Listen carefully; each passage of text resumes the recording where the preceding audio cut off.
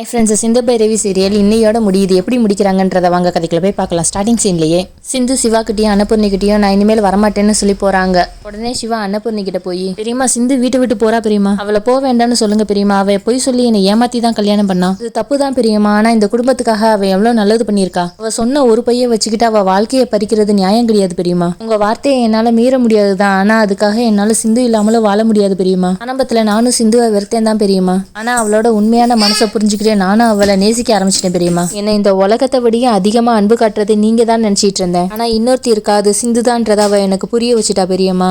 ஒரு நாள் எம்எல்ஏ என்ன கார்ல வச்சு கொளுத்திட்டாங்க. ஊரே வெடிக்க தான் பார்த்துச்சு. ஆனா சிந்து தான் கொஞ்சம் கூட யோசிக்காம என் நெருப்புல இறங்கி என்னை காப்பாத்தினா. மேல ஸ்னேகா வச்ச குற்றச்சாட்டு எல்லாத்தையும் பொய்ன்னு சொல்லி அவ தான் நிரூபிச்சா பெரியம்மா. இந்த குடும்பத்துல இருக்கவங்க எல்லாம் நல்லா இருக்கணும்ன்றதுக்காக அவ எவ்வளவோ பண்ணியிருக்கா, எவ்வளவோ தியாகங்கள்லாம் கூட பண்ணியிருக்கா. இப்பட்டவளை வீட்டை விட்டு வெளியே அனுப்பணும்னு நினைக்கிறது கொஞ்சம் கூட நியாயம் இல்லை பெரியம்மா. நீங்க எனக்கு சாமி மாதிரி பெரியம்மா. உங்க பேச்சை ஒரு நாள் நான் மீறினது கிடையாது, இனிமேலும் மீற மாட்டேன். ஆனா ஒரு பொண்ணோட வாழ்க்கையை இப்ப கெடுத்த பாவம் உங்களுக்கு ஒரு நாள் வரக்கூடாதுன்னு தான் நினைக்கிறேன் பெரியம்மா. இதுக்கு மேல நீங்க என்ன முடிவு வேணாலும் எடுங்க பெரியம்மா. நீங்க எந்த முடிவு எடுத்தாலும் நான் அதை ஏத்துக்கிறேன் பெரியம்மா. உங்க முடிவுக்கு எதிராக நான் எப்பயுமே நிக்க மாட்டேன். உங்களுக்கு இப்படி வாழ்றது தான் பிடிக்கும்னா நான் கடைசி வரையும் இப்படியே வாழ்ந்துடுறேன் பெரியம்மா அப்படின்னு சொல்லிட்டு சிவா அவங்க ரூமுக்கு போக பாக்குறாங்க. உடனே அது எல்லாத்தையும் கேட்டுட்டு இருந்த அன்னபூர்ணி அழுதுகிட்டே சிவாவை நிறுத்தி, எனக்கு பிடிக்காததை நான் என்னைக்குமே செஞ்சது இல்லையா, இனிமேலும் நான் செய்ய மாட்டேயா. அந்த சிந்து உன்னை பொய் சொல்லி கல்யாணம் பண்ணதுனால நீ எவ்வளவு கஷ்டப்பட்டன்றத நான் கண் கூட பார்த்தேயா. அதனாலதான் நான் சிந்துவுக்கு இப்படி ஒரு தண்டனை கொடுத்தேன். ஆனா நீயே அவளை மன்னிச்சு ஏத்துக்கும் போது அவளோட உண்மையான மனசை நானும் புரிஞ்சுக்கிட்டேயா. நீ என்ன முடிவு எடுத்தாலும் சரி அது சரியாதான் இருக்கும்னு எனக்கு தெரியும். ஆனாலும்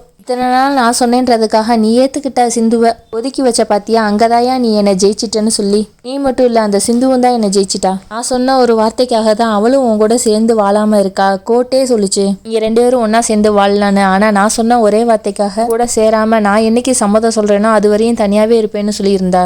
இதே இது சிந்து இடத்துல வேற யாராவது இருந்திருந்தா கோர்ட்டே சொல்லிடுச்சு இங்க யாரு எங்களை பிரிக்கிறதுன்னு சொல்லி எங்கள்கிட்ட இருந்து உன்னை பிரிச்சு கூட்டு போயிருப்பா. ஆனா இந்த சிந்து அப்படி பண்ணல. என் வார்த்தைக்கு கட்டுப்பட்டு இந்த வீட்டுல எவ்வளவோ அவமானம் கஷ்டம் எல்லாத்தையும் தாங்கிட்டு இதே வீட்டுல இருந்திருக்கா. அவ எப்ப அவ உயிரை பொருட்படுத்தாம அந்த நெருப்புல விழுந்து உன்னை காப்பாத்தினாலோ அவ உயிருக்கும் மேல உன்னை லவ் பண்றான்றது எனக்கு தெரிஞ்சிருச்சுப்பா. அவ எப்ப தப்ப உணர்ந்து முழு மனசோட மன்னிப்பு கேட்டாலோ அப்பயே அவ தப்ப உணர்ந்துட்டான்னு அர்த்தம். நானும் மன்னிச்சிட்டேன்ப்பா.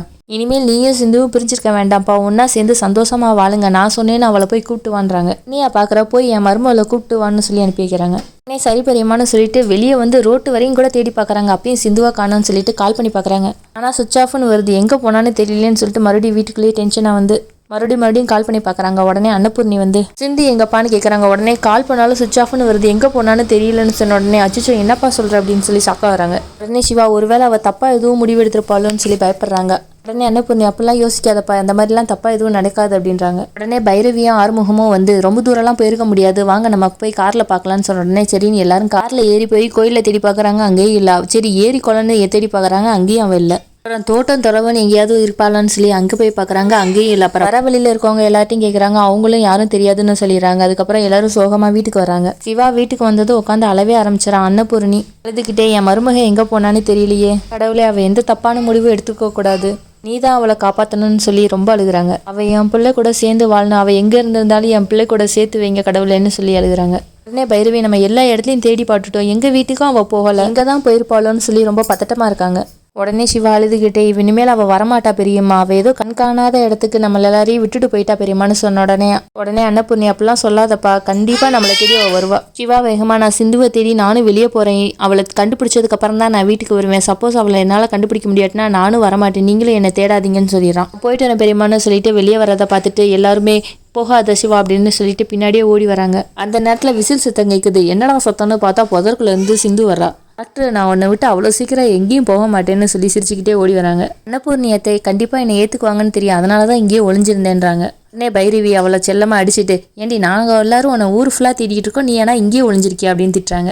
உடனே சிந்து, நான் சீக்கிரம் கிடச்சிட்டேன்னா த்ரில் இருக்காதுல்ல, அதனால தான் ஒளிஞ்சிக்கிட்டேன், இப்போ என்னை தேடும்போது நல்லா இருக்குல்ல அப்படின்றாங்க. அன்னபூர்ணி சிந்துவை பார்த்து, நான் உன்னை ரொம்ப கஷ்டப்படுத்திட்டேன்ப்பா, என்னை மன்னிச்சிருன்னு சொன்ன உடனே, அத்தை இதுதான் தப்பு பண்ணியிருக்கேன், நீங்கள் தான் என்னை மன்னிக்கணும், அதுவும் இல்லாமல் என் உயிரை வேற காப்பாற்றிருக்கீங்க, அதனால நீங்கள் தான் என்னை மன்னிக்கிச்சு ஏற்றுக்கணுன்றாங்க. உடனே அன்னபூர்ணி, கடவுள் உங்களுக்கு எந்த ஒரு குறையும் வைக்க மாட்டாங்க, நீங்கள் ரெண்டு பேரும் சந்தோஷமா வாழ்வீங்கன்னு சொல்லி சிந்துவோட கையை சிவாவோட கையோட பிடிச்சி கொடுக்குறாங்க. நான் சொன்ன ஒரு வார்த்தைக்காக இவ்வளோ நாள் பிரிஞ்சிருந்தீங்களே, இனிமேல் நீங்கள் எப்பயுமே சந்தோஷமா ஒன்றா இருக்கணும்னு சொல்கிறாங்க. உடனே பர்மிஷன் கொடுத்துட்டாங்கன்னு வேகமாக போய் சிந்து சிவாவை கட்டிப்பிடிச்சிக்கிறாங்க. இந்த பக்கம் பைரவி ஆறுமுகமும், நீங்க மட்டும்தான் கட்டிப்பிடிப்பீங்களா, நாங்களும் கட்டிப்பிடிப்போம்னு சொல்லி கட்டிப்பிடிச்சிக்கிறாங்க. எல்லாரும் சந்தோஷமா வீட்டுக்குள்ள போலான்னு போகும்போது மகா வந்து அக்கான்னு கூப்பிட்டு நான் இந்த குடும்பத்துக்காக தெரிஞ்சோ தெரியாமலோ நிறைய கெட்டது பண்ணிட்டேன். இதுக்கு மேலே நான் இங்கேருந்து உங்களை சங்கடப்படுத்த விரும்பலை. நான் இந்த வீட்டை விட்டு போயிடுறேன்க்கா. நான் உங்களுக்கும் இந்த வீட்டில் இருக்கவங்களுக்கும் செஞ்ச பாவத்துக்கு இதான்க்கா தண்டனை. பேராசாலே என் பிள்ளைங்களே என்னை வெறுக்க ஆரம்பிச்சிட்டாங்க. நான் உங்களுக்கு கெட்டது நினைக்கணும்னு நினச்சேன், ஆனால் அதெல்லாம் எனக்கே கடைசியில் தப்பாக முடிஞ்சிருச்சு. தயவுசெய்து பெரிய மனசு பண்ணி நான் பண்ண தப்பை மட்டும் மன்னிச்சிருங்க. என் பிள்ளைங்கள நான் வளர்த்துருந்தா கூட நல்லா வளர்த்துருக்க மாட்டேன். ஆனால் நீ என் நேர்மையோடையும் நல்ல குணத்தோடையும் வளர்த்துருக்கீங்க. நான் அப்படியே யார் கண்ணுக்கும் தெரியாமல் கண்காணாத இடத்துக்கு போயிடுறேன்க்கா அப்படின்னு சொல்லிட்டு சிவா, ஆறுமுகம், பைரவி, சிந்து எல்லாரும் நான் ஏதாவது உங்களுக்கு தப்பு பண்ணியிருந்தா மன்னிச்சிருங்கன்னு சொல்லி எடுத்து கும்பிட்டு மன்னிப்பு கேட்டுட்டு நான் போயிட்டு வரேன்னு சொல்லி கிளம்புறாங்க. உடனே அன்னபூர்ணி, நீ எங்கேயும் போக வேண்டாம், இந்த வீட்லயே இரு. என்னைக்கு நீ செஞ்ச தப்பை உணர்ந்து மன்னிப்பு கேட்டுட்டியோ ஏன் இந்த வீட்டில் வாழ்றதுக்கான உனக்கு தகுதி வந்துருச்சு. இது ஓன் குடும்பம், இதெல்லாம் ஓன் பசங்க, அதனால நீ இனிமேல் இங்கே தான் இருக்கணும்னு சொல்லிடுறாங்க. அது மட்டும் இல்லாமல் இந்த வீட்டு பொறுப்பை இனிமேல் நீ தான் பார்க்கணும். அவன் அக்கா சொல்கிறேன்ல உள்ளவான்னு சொல்லி கூப்பிட்றாங்க. உடனே மகா, எனக்கு ரொம்ப குற்ற உணர்வாக இருக்குக்கா, நான் எப்படிக்கா மறுபடியும் இந்த வீட்டில் வந்து வாழ முடியும்னு சொல்லி கேட்ட உடனே, நீ தப்பு செய்யாதவங்க யாருமே இங்கே இல்லை, அதை திருத்திக்கிட்டு வாழலாம், அதனால உள்ளவான்னு சொல்லிட்டு பசங்க எல்லாரையும் நீங்கள் போய் கூப்பிட்டு வாங்கன்றாங்க. உடனே எல்லாரும் சேர்ந்து அதான் அன்னபூர்ணி அத்தையே மன்னிச்சிட்டாங்கல்ல, உள்ள வாங்கன்னு சொல்லி உள்ளே கூப்பிட்டு வராங்க. எல்லாரும் ஒற்றுமையாக சந்தோஷமாக இருக்கிற மாதிரி இந்த சீரியலை முடிச்சிடுறாங்க. ஒரு வழியாக எபிசோட முடிச்சிட்டாங்கடா, ரொம்ப ஹாப்பின்னு நினைக்கிறவங்க கமெண்ட்ல சொல்லுங்கள். அப்படியே ஒரு சப்ஸ்கிரைப் பண்ணிடுங்க. மீண்டும் ஒரு நல்ல சீரியலை பார்ப்போம். Bye friends.